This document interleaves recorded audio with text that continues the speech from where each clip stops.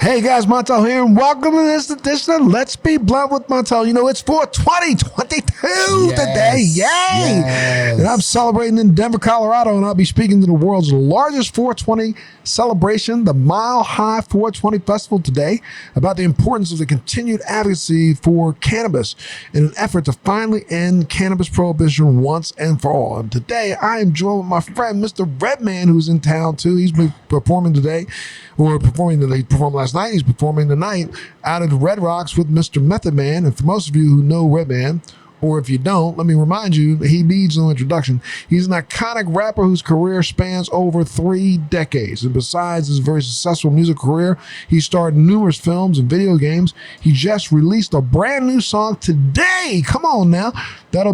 Everybody's gonna be talking about it, I know. And he signed a brand new executive producer deal and director of The Dab Bros. Yes. Ladies and gentlemen, that's who's been saying the yeses in the background. Mr. Redman, Reggie Noble. What's good? What's good? What's good, Uncle brother? Montel? Hey, man, I'm telling you, we're here in Denver. I'm glad to be with you, man. Finally. Absolutely. 2 years. We've spoken twice in the last 2 years, hunkered down in our own places. That's right.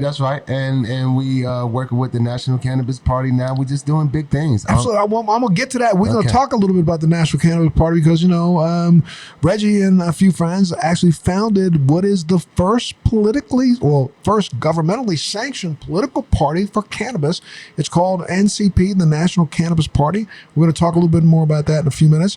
But this is one of the organizations, I'm going to tell you, is going to end up becoming the premier organization for moving forward legislation on cannabis, man. I mean, it's about time. That's right, yes. Come on. Right. And what's ridiculous is that, I'm so happy that today is 420, and there's going to be celebrations all over the country. That's Thousands of people. I mean, here in Denver, Colorado, I think there's supposed to be 60,000 people out here in front of the Capitol, man. Yes. We got to make a mark, and you make a mark with the numbers and people. And all over the country, there's going to be more of these. They won't hit the 60,000 mark. But I gotta do a speech. I'm not keynoting, but I'm one of the speakers, and I remember I did this a couple of years back and walked out on that stage, and I was like just blown away looking across the heads of all those people. I mean, 60,000. Think about a stadium and nobody's in seats. That's right. Think about, any college football game, any pro football game. Think about looking around that ring of that stadium and all those people standing on the ground with a blunt or splib in their hands. That's right. That's right. Lighten up for the cause. And nobody saying anything. No one. Cops standing around, but turning their back. Better keep your mouth shut. That's right. Well, I don't understand why we can't get that done at the national level, my brother. I tell you, I was preparing for today's remarks, and I was really thinking to myself, this is a celebration. But at a celebration of this magnitude, I can't let the opportunity go by to remind people that, come on now, your advocacy is still needed.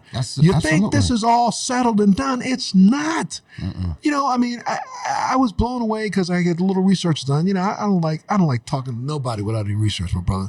And I literally dug down a little deep to say, we've come a long way. There ain't no ifs, ands, or buts in the last 21 years. And really the last 11 years, we've come really far. We have 18 states that have adult use cannabis, 36 states and the District of Columbia that has medical cannabis. Mm-hmm.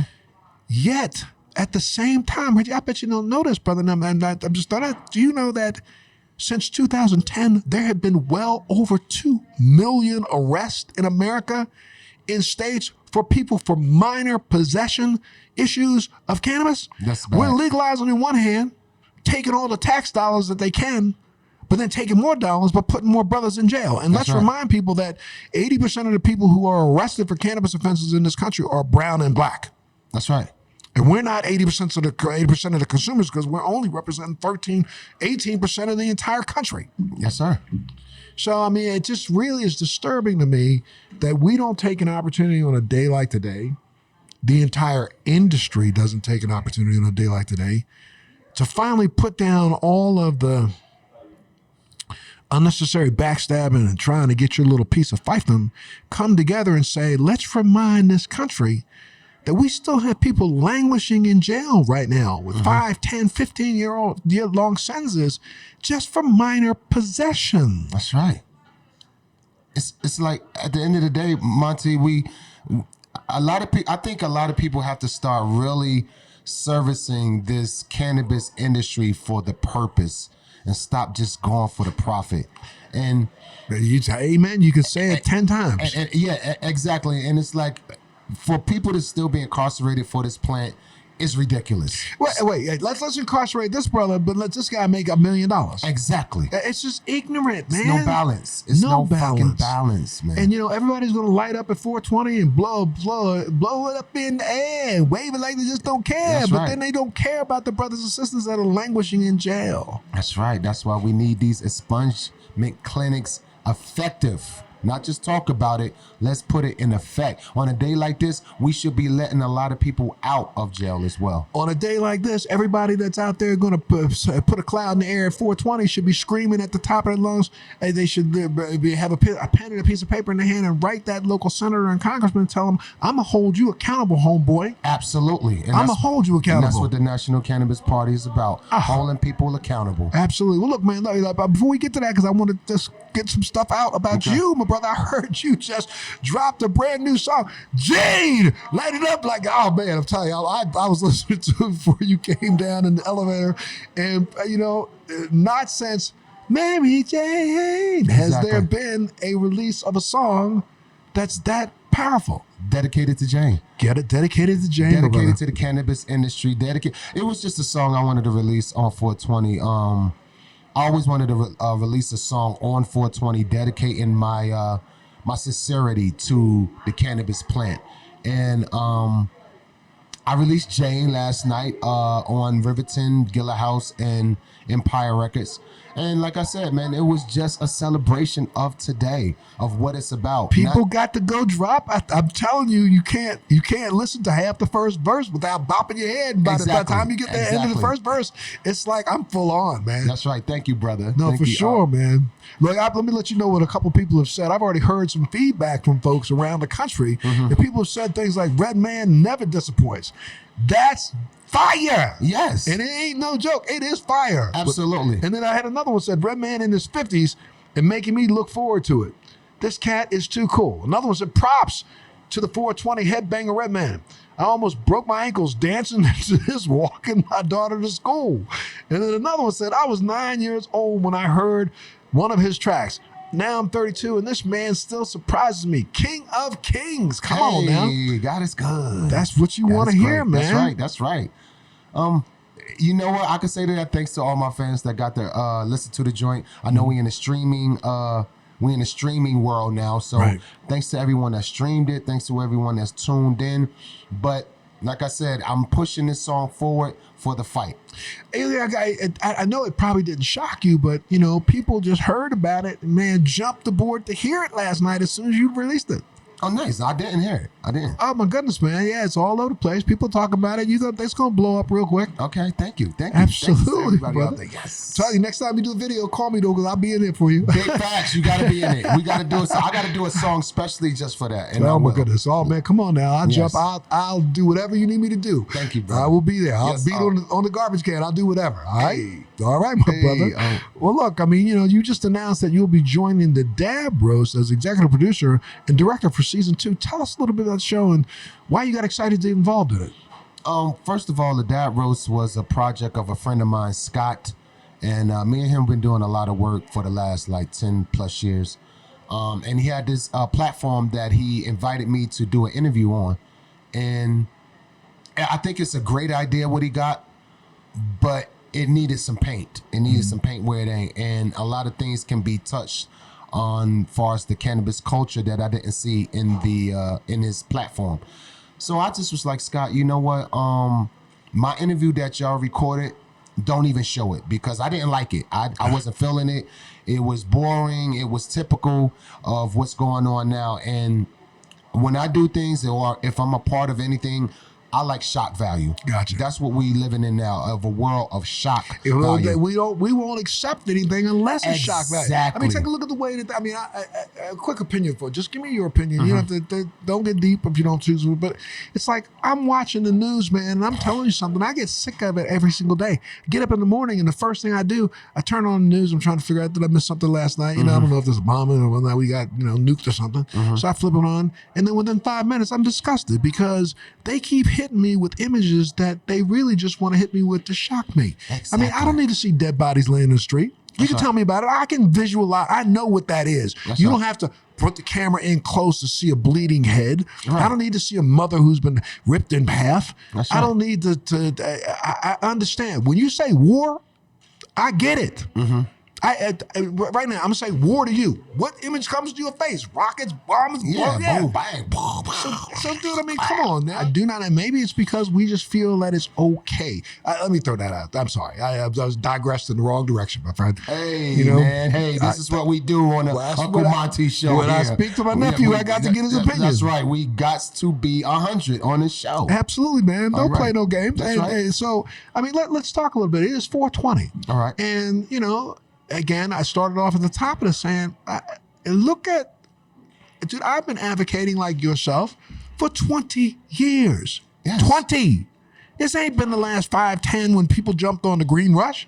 You and I have been in the streets taking the hits for this for 20 years. Yes. We've seen major breakthroughs. I was again looking up, I'm gonna talk about it today at the 420 event. I mean, a lot of people don't understand that just back as early or just recently as February 23rd, 2022, it was published in Science Advances that some scientists were taking a look at pharmaceutically derived CBD.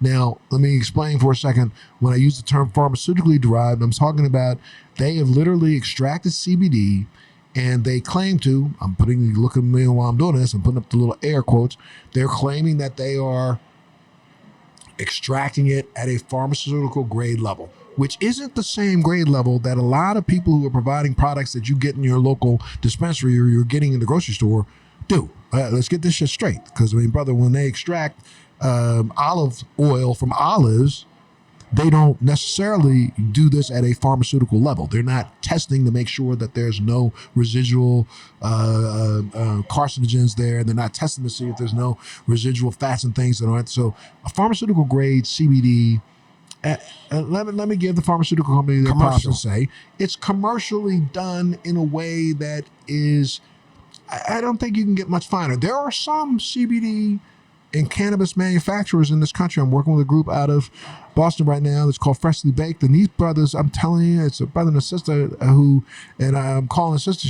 People get mad at me because the sister is Caucasian, but I'm calling her a sister anyway. Yes, of course. She is my sister. That's right. They literally pride themselves on producing a really good quality product. That's the reason why I team with them in Massachusetts to have my products produced. So anyway, let's get back to this point. So the CBD has now been proven to block the replication of the SARS-CoV virus. Do you hear what I'm saying? SARS-CoV, the thing that we have all been hunkered down in our home for the last 2 years. In February of this year, they just figured out that CBD can block the replication of the virus in your body in early infection. They didn't want you to know that. I'm not. Anybody who's listening to me, did I say the word cure? I didn't say cure. That's right. I didn't say anything. Block. I said block the replication of the SARS cells. And by blocking that replication, that inhibits the spike protein, or it limits the spike protein's ability to enter our cells, which means that if more research was done immediately, like we supposedly did this, what do you call it? Rocket pace research for our vaccines. If we were doing rocket pace research on CBD and COVID, we could come up with a possible prophylactic to COVID. Skip the mask, take 3 or 4 drops of CBD in the morning. Goodbye. Exactly. I'm saying could be. We need to do extra research, but clearly this research has been done enough to date to prove that it's efficacious. Well, I got one question for that. Yes, sir. Does the big farmers want that? Hell no. Hell to the no. Hell And to they're the going no. to put all their money into stopping that. Hey, wait. That's our song, brother. I got it. Ready? Right? You know, does big farmer really want that? Hell to the no. Do the big farmers really want that? Hell no. No, that's right. Come on No, now. they don't. I'm telling you, they don't. Because They they, look, if they can get, brother, I'm on a medication because of my MS that costs approximately $1,500 a month. Every month. Not 12 last month, 15 this month, 300 next month. No. 1,500 a month, every month. Now, I don't know what Big Pharma is getting for these vaccines because nobody's ever told you. You all assume that when you go down to CVS and get your free vaccine, that CVS didn't get paid. You better check yourself. I'm trying to tell you. Come on now. It's just the same way as we so quickly wrote. But that's what I'm sorry. I got to digress again. This morning, I just heard, man, another $80 billion in warfare supplies going to Ukraine today. That's around 240 billion in 3 or 4 months. We can come up with $240 billion to send to Ukraine to help them. Well, we can't even come up with $1 billion to help teach cops to stop being so ridiculously racist. Some of them, not all of them. Not all of them. And let's make sure I'm gonna get that really clear. I am a big supporter of the police department. I have never in my life used any terms about trying to restrict the police other than making them police themselves. How about we come up with $1 billion program to teach cops across the country that it's okay to tell on the one who's sitting across from you who's got the KKK uniform in his locker? That's right. What? $240 billion in 3 months? Well, anyway, so let's get back to the conversation at hand. So I just told you that not only in the last year have we figured out that that CBD could have impact on COVID. That's right. The thing that shut down the world for the last 2.5 years. That's right. But how about I tell you about, there's some research that came out of Australia very recently that reports that they have figured out that CBD and possibly THC may impact cell signaling pathways in pancreatic cancer, one of the toughest cancers on the planet. It may block the pathways of signals between cells in cancer, giving people with pancreatic cancer who have a death sentence once they get it a longer period of life. I'm talking about in 20 years, well, really in 10 years, they really discovered it in the last couple of years after they've been researching pancreatic cancer at this particular university in Australia for the last 10.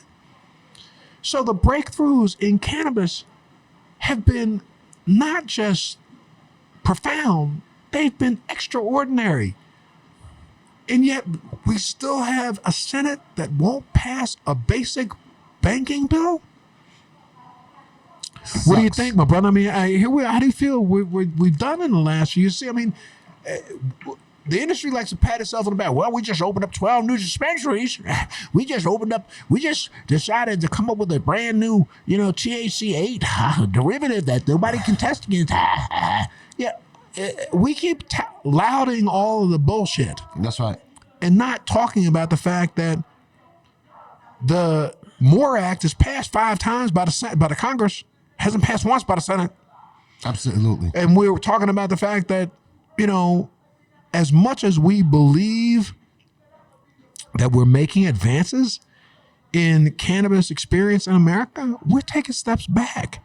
There are just as many people being arrested this year as was in 2018. We did have a little bit of a moratorium in the last couple of years due to COVID and due to some of the regulations that have changed. Because if you remember, a lot of the 36 states, not all of them, several states considered cannabis to be an essential service. So they kept dispensaries open. They allowed dispensaries to deliver. There were several states that changed some of the regulations. So some of the minor possession arrests kind of fell off toward 2019, 2020, 21. Fell off. But they're bouncing back.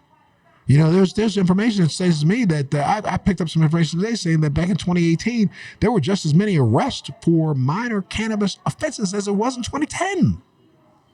So out of one side of our mouth, we're saying that we want to support regulations and changes of regulation, but out of the other side of our mouth, they're estimating that $3 billion a year is spent by states to still enforce draconian cannabis laws. So what do you think, brother? What I can say honestly in layman terms, because I'm street smart, all right. And layman terms, it's like I figure the big pharma companies and the industry that don't want to see cannabis come through as a digestion for people to heal, they're paying just as much money to stop this information for us to get about the pancreas cancer, right, how much it'll heal. They're putting money out to stop that information. They're shutting a lot of people up. The research should continue. We need to have companies that's willing to invest money for research for the healing of insects. You know why we have to? Because we keep hearing all these damn congressmen and senators when you walk up and ask, well, I would probably see some I probably would agree if there was some research done, but they've not been doing any research. Well, let me school you, Mr. Congressman, Mr. Senator. In the last 10 years, there have been 35,000 peer-reviewed studies released and published in the world. The last year and a half, 3,500 plus peer-reviewed study documents released and published. That's more published information about any other drug in the market. That's more published information than a drug that's in your house and in every house across America right now that doesn't even need a prescription, that your child can come home and suck down a half a bottle of and be lying dead on your bed, your kitchen floor. That's right. It's called aspirin. Mm-hmm. It hasn't even been studied as much as cannabis. Alcohol hasn't been studied as much as cannabis. We know that in recent polls, 9 out of 10 Americans believe that medical cannabis should be made legal. 6 out of 10 believe that cannabis should just be made legal. It's ridiculous to me that we're living in a time when we won't listen to the will of the people. And, you know, I'm positive this has probably had a lot to do with you forming and helping to found, the National Cannabis Party, Absolutely. which you invited me to be a part of. And I'm so happy to say that I'm serving now as the chairman of the board. And I want to share with our listeners that, what you hope to achieve with NCP, but let them know that they can go up on our website with ncp.com and just take a little read on it. So make sure they do. But what are you hoping to achieve with this? Okay, well, far as NCP, National Cannabis Party, in layman's terms, for my people out there that don't know what we are and who we are and what we're about, like I always say, we have the Republican Party, we have the Democratic Party, and we have the FEC approved, first of its kind, National Cannabis Party, which means that our party can actually put someone in the president's chair one day. We're about the fabric of the cannabis industry, the greater good of it, and we want to give this plant back to the people at the end of the day.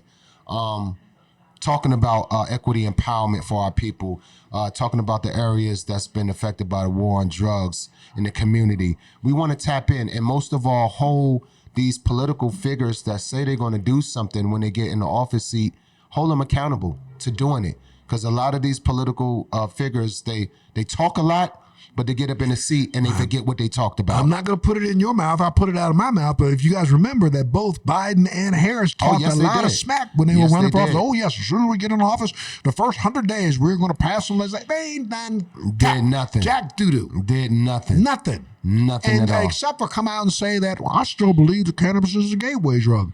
That happens to come out of Biden's mouth. When we now know that cannabis might be an exit drug for things like opioid addiction. Exactly. And an exit drug for any other greater drug use. That's right. So it's really bizarre to me that, here we are sitting here at 2022, getting ready to look at a midterm election, and knowing that the same yin yang is being talked by some of these idiots out there. It blows my mind, to hear every time I hear any elected official say, well, we need to have more research. I came out of People Clinton's are wife. afraid of things that they can't control. Yes. That's Absolutely. what it's all and that's, about. if you go all the way back to day one, that's the reason why it was prohibited anyway, because That's it was prohibited by the 1937 Tax Act, not because of the fact that it was they considered such a bad drug. Then they spent all their years trying to vilify it. After in 1941, there was a study that was done by then the mayor of New York, whose name was De La Guardia, who commissioned a study that came back and said that it was one of the most egregiously offensive things that the government had done in 1941. And, people don't know that we turned around in 1946, 47 and required farmers to grow hemp for our war effort. That's right. You didn't know that, did you? No. A lot of people didn't know that. So, it goes back to the idea of the fact that I talk to people all the time and I say to them, you got to really do your study and due diligence and recognize that America wasn't built on cotton and tobacco. No. America was built on the back of hemp and was shut down because big business didn't want a competitor. Big business being Charles DuPont and William Randolph Hearst.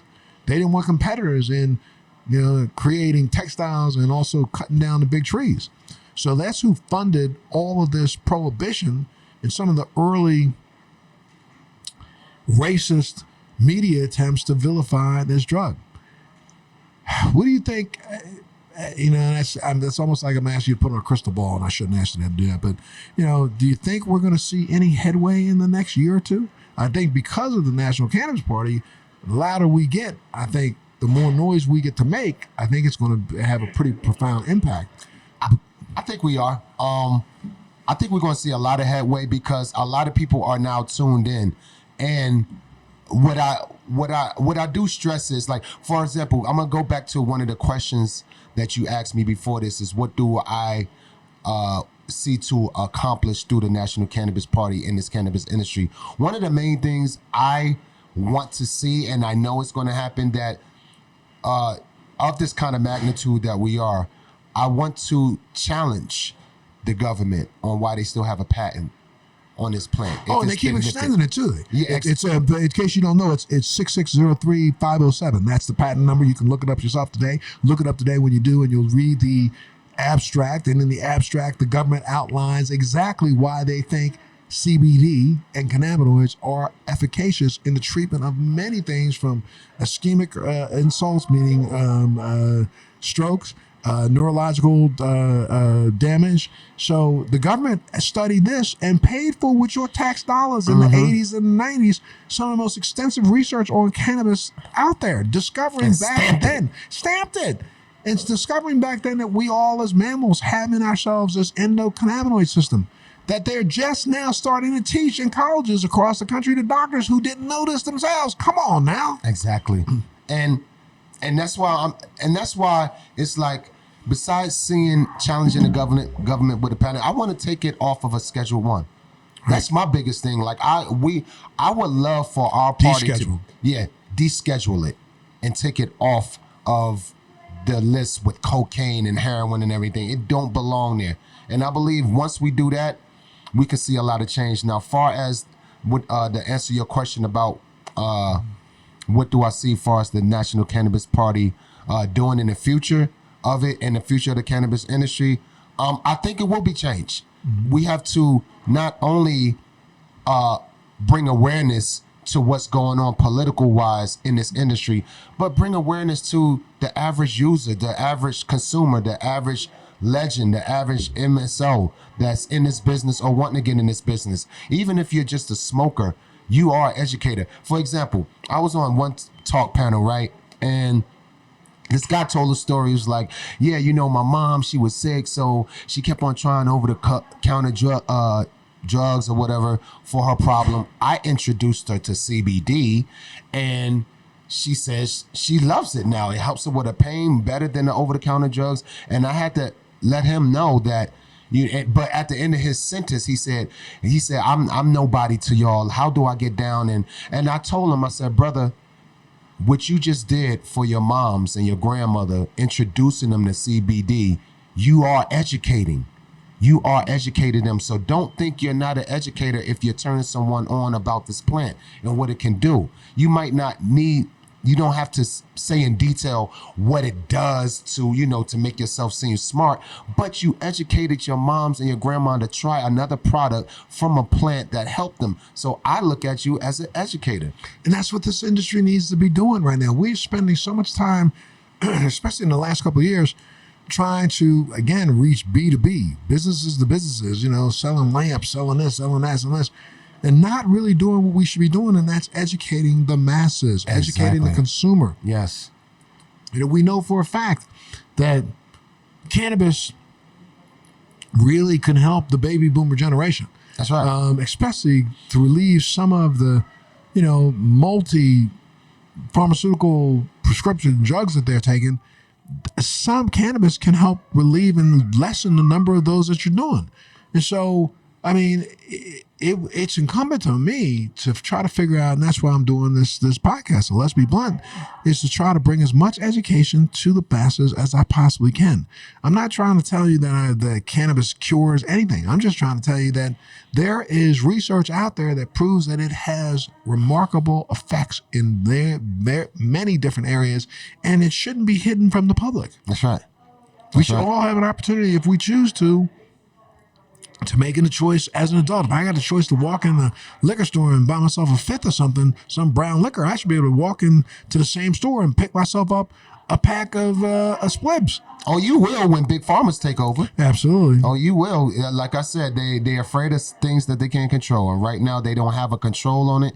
And they're afraid. And that's also another thought. What's your thoughts about the fact that, look at the legacy market, man? I mean, what I mean by the legacy market is all those mom and pop growers around the country who've been doing this for 20 years now being pushed out, pushed aside. Right. Their businesses being not necessarily all of them absorbed either. Not of all of them are getting bought out. They're just being pushed out because they can't compete. Exactly. And that's where the National Cannabis Party comes in. It's like, we know the moms and pops that have been around for years supporting this cannabis plan, having a business. And when it goes federal, a lot of things will change. And people don't recognize that. They're still moving on the profit and not the purpose of this industry. And I think it's fucked up. Bottom line, I just think it's fucked up that that the services of the moms and pops and the legacy have to be pushed aside, and they have no one to grasp to say, I need help. Yeah, nobody championed the cause for them. I mean, and I'm glad that NCP is going to be one of those champions. But at the same time, it just blows my mind that, some of these MSOs that you talk about, these multi-state operators in cannabis, these are people who have companies run by people that they brought on their boards, doctors and lawyers and other people who 10 years ago were the ones out in the street talking about, no, cannabis should never be made legal. Get exactly. what out of here. Just because you can make a buck now, all of a sudden you change your mind? Exactly. That's and people don't even want to recognize that, but they want to jump on board and say, yeah, I can get my $10 from this one, or, get my little cheap payoff from this guy, sell out, and not recognize that at the end of the day, they may be selling out to somebody who's going to turn back the same way they were 10 years ago and come out against. Wow. See, because dude, I'm telling you, when you let the fox in the hen house, you know what? Eventually all them hens get eaten. That's right. And right this minute, we're letting foxes all up in the hen house, thinking that they want to be a fox and lead the chart. Hell no. No. I think deep down inside, some of these people have ulterior motives that they think if I can control XYZ part of this industry, I can just turn my back when the Fed tells me to.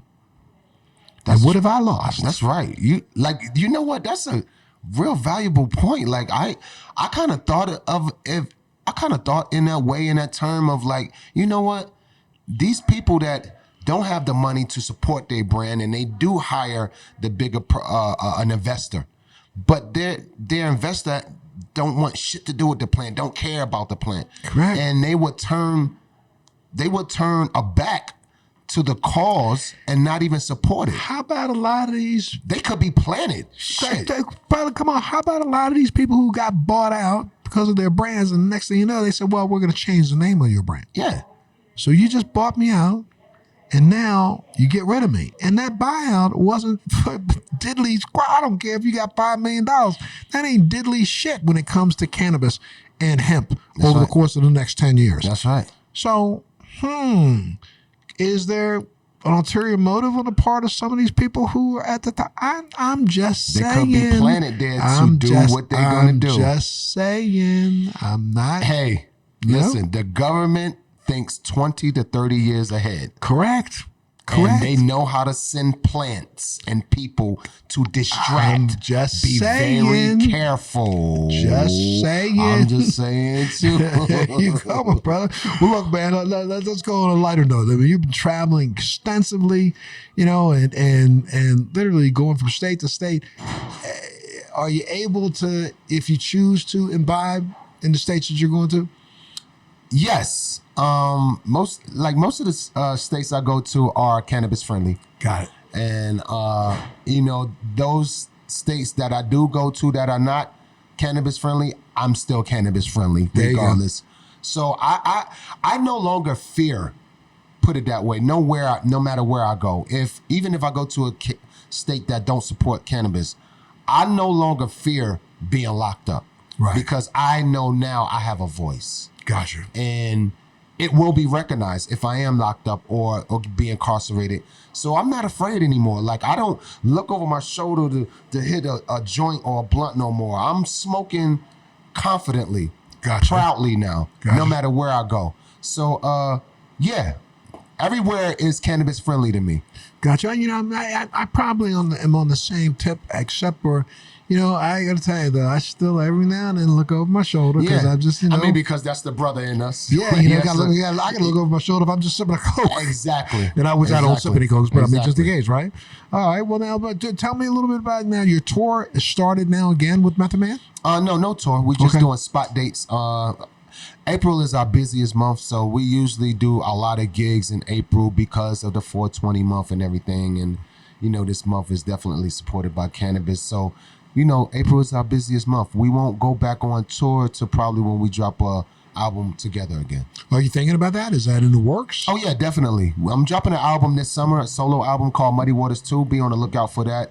I'm dropping another single next month on May 20th.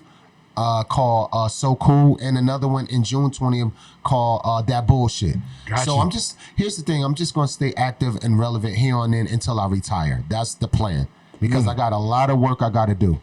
There you go. Again, you dropped a new single just last night, which is called Jane. Yes. I'm telling you, it is fire, folks. I'm telling you, you got to hear this. If you haven't heard it, here, I'm just going to give him just a little teeny. I'm saying just enough to make. Yes, Uncle Monty promoting Come me on, like, man. yo, wow, how this is the best. Strip club, I sold cocaine, but it wasn't like Jane. Even Rick James Sung about Jane. My gold chain is swinging off.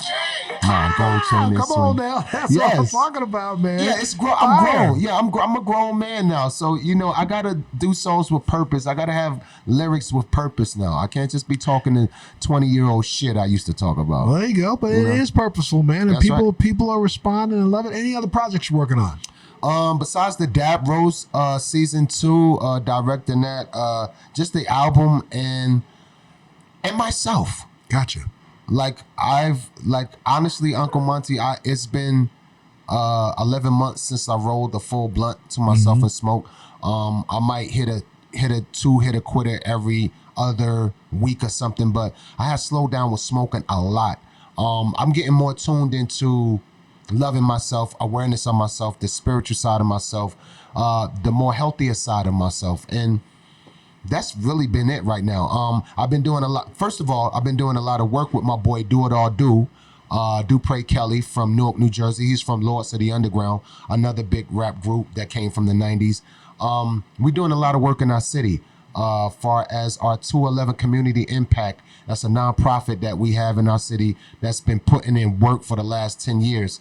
And since he's a hip-hop figure, and I'm a hip-hop figure, he's been trying to run for a political position. Oh, wow. So we figure, like, we know we get money for Newark, New Jersey. We want to see where that money is being put at, like far as education and equity for our community. So he's now running for councilman of our ward, the West Ward. ahead. And if he wins, he will be the first in history of a hip hop artist to win a political position. So I've been working with him on this campaign for that. So check out my boy Do It or Do. If you from Newark, New Jersey area, please vote on May 10th. What's the website? Do you have a website for him? You can check out www.211 Community Impact. Okay. It's not hard to find, and 211CI on the IG. But you can find out the work that we're doing through his IG as well. And you can find him at Do Pray Kelly, Do It All Do on the IG. But if we win, and we will win, he will be the first hip hop artist, industry artist, to win a political position.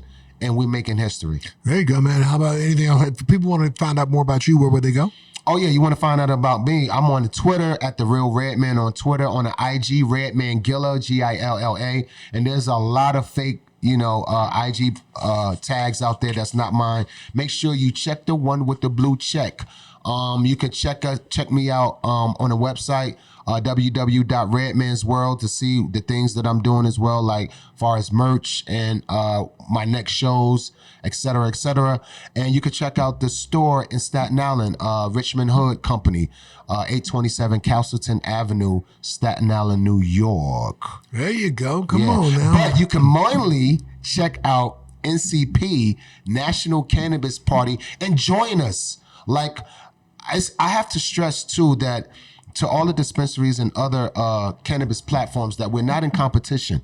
So don't feel that the Cannabis Party is in a competition. We're here to be an umbrella for the cannabis industry. We don't deal with the plant directly. We don't deal with products directly. We just deal with the fabric of the industry and the political side of it. So please join us. Help us put paint where it ain't. And you can do that by reaching out to www.nationalcannabisparty.org. and join us and just see the work that we're doing. Absolutely, my friend. Well, I'm telling you, I can't say enough, brother. Every time I ask you, you jump up and say, "Yeah, I'm in, brother. What do you want to do?" Absolutely. And Reg keeps it real, but I'm telling you, I literally have loved all the work that we've been able to do together with the two podcasts we've already done. And I'm guarantee you, this one will blow up just as big as the last one did. Absolutely, my friend. And anytime I tell me a little bit more about that show Dab Roast. Should I be on there? Absolutely. The Dab Roast, it's out right now. Like, they did a season 1, and they're coming down to their final episodes. But we under construction right now with season 2. I'm director season 2. And the Dab Roast, you can check them out on the IG at the Dab Roast on the IG and other platforms as well. And like I said, the Dab Roast is about dabbing, the world of dabbing. Mm-hmm. But then again, when I came aboard as far as directing it, I opened it up to the world, to the cannabis industry. Yeah. So we will be tapping into all the dabbers because, there's I'm amazed how many dabbers it is out there. The concentrate world is ridiculous. So that's what I just released. I released my own product line, which is in Massachusetts. My THC line is now, it's really weird because you got to have one name for your THC line and another name for your CBD line. My THC line is called Inspire by Montel. But what I've done is I'm the only one creating a formulation for an oil that is both CBD and THC together. Nice. Along with a proprietary terpene formulation on top of each one. So I have like a 95, 5, and 5, which is a 95% by volume THC, 5% CBD, and then have about 5% extra terpenes put on top. I use a broad spectrum extraction technique where the terpenes are already there, but then I add some more right on top of it. All hemp-based. I'm one of the only vape pens in the market that doesn't use any food-grade terpenes whatsoever. All hemp-based. And then I have a 50-50, which is 50% THC, 50% CBD. And then I have a 90% CBD and 10% THC by volume together. Wow. Which is the highest CBD concentration of vape pen with THC in the entire marketplace. Each one of those has their own specific terpenes to elicit response. But that oil is vaporable, dabbable, smokable, and edible. Aha. Wow. Yeah, brother. That's how we roll when it comes to, Hey, listen. freshly baked. I could tell everybody right now, like, Uncle Monty is not just knowledgeable and a connoisseur of this cannabis industry, but his products are fucking fabulous. Remember, I tried your product in Vegas. Well, you know that what happened. I had a manufacturer out there, California, Vegas, and then I ended that relationship, but then I just started a brand new relationship. And I'm gonna tell you something, dude. These guys out of Massachusetts, if you ever get up in that state, you got to go by and just reach out to any. I'm gonna probably be in about 30 different dispensaries. Right now I'm in 10. But reach out to them and say you want my Inspire energy. If you can get a taste of that, I guarantee you won't go back. Wow. You won't anybody else, and you'll be like, damn, if you ain't got Inspired, never mind. Well, here's the thing. When I start my product, I'm going to come to you and ask you for advice. Like, Come who should I on. fuck with? Like, Come on. And not only that, I'll help you with formulations, brother. Yes. We have so much room in this space. I'm just getting warmed up. That's I mean, right. the SKU that I released in Massachusetts is all vape pens, but I'm going to take that same oil and put it in a way that you can just deliver the oil any way you want. You can put it on your food. You can put it on your tongue. You can put it on a cracker. You can smoke it, put a drop of it on top of a bowl of some flour if you choose to. Smoke it that way. Or if you want to, go ahead and dab it. You can put it in a dab rig, but I'm going to tell you, if you do that with me, you best go slow. Please do, because I'm telling.